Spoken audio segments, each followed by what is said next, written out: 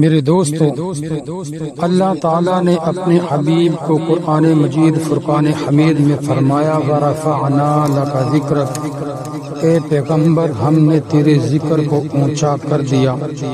تو ہم اللہ سے پوچھتے ہیں کہ اے اللہ، تو نے اپنے حبیب کا ذکر کس طرح بلند فرمایا؟ تو اللہ تعالیٰ فرماتے ہیں کہ جہاں مجھ خدا کا ذکر ہوگا وہاں پر محمد مصطفیٰ کا بھی ذکر ہوگا۔ آؤ میرے بھائیو، میں آپ کو بتاتا چلوں، اگر آسمان میں پہلے خدا کا ذکر ہوگا تو بعد میں مصطفیٰ کا ذکر بھی ہوگا۔ اگر زمین میں پہلے خدا کا ذکر ہوگا تو بعد میں مصطفیٰ کا بھی ذکر ہوگا۔ اگر زبور میں پہلے خدا کا ذکر ہوگا تو بعد میں مصطفیٰ کا ذکر بھی ہوگا۔ اگر توریت میں پہلے خدا کا ذکر ہوگا تو بعد میں مصطفیٰ کا ذکر بھی ہوگا۔ اگر انجیل میں پہلے خدا کا ذکر ہوگا تو بعد میں مصطفیٰ کا ذکر بھی ہوگا۔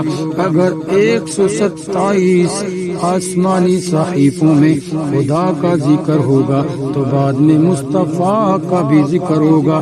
اگر قرآن میں پہلے خدا کا ذکر ہوگا تو بعد میں مصطفیٰ کا ذکر بھی ہوگا۔ اگر مشرق میں پہلے خدا کا ذکر ہوگا تو بعد میں مصطفیٰ کا ذکر بھی ہوگا۔ اگر مغرب میں پہلے خدا کا ذکر ہوگا تو بعد میں مصطفیٰ کا ذکر بھی ہوگا۔ اگر شمال میں پہلے خدا کا ذکر ہوگا تو بعد میں مصطفیٰ کا ذکر بھی ہوگا۔ اگر جنوب میں پہلے خدا کا ذکر ہوگا تو بعد میں مصطفیٰ کا ذکر بھی ہوگا۔ اگر کائنات میں پہلے خدا کا ذکر ہوگا تو کائنات میں مصطفیٰ کا ذکر بھی ہوگا۔ اگر کلمے میں پہلے خدا کا ذکر ہوگا تو بعد میں مصطفیٰ کا بھی ذکر ہوگا۔ اگر آذانوں میں پہلے خدا کا ذکر ہوگا تو بعد میں مصطفیٰ کا ذکر بھی ہوگا۔ اگر تکبیروں میں پہلے خدا کا ذکر ہوگا تو بعد میں مصطفیٰ کا بھی ذکر ہوگا۔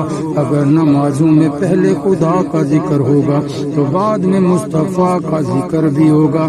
حتیٰ کہ زمین کے ذرے ذرے پہ اور درخت کے جس پتے پر، قلم کی جس نوک پر جہاں خدا کے ذکر کے بغیر چارہ کار نہیں ہے، وہاں محمد مصطفیٰ کے ذکر کے بغیر بھی کوئی چارہ کار نہیں ہے، کیونکہ خدا کے بعد خدائی کا تصور غلط ہے، اسی طرح محمد مصطفیٰ کے بعد بھی مصطفیٰ کا تصور غلط ہے۔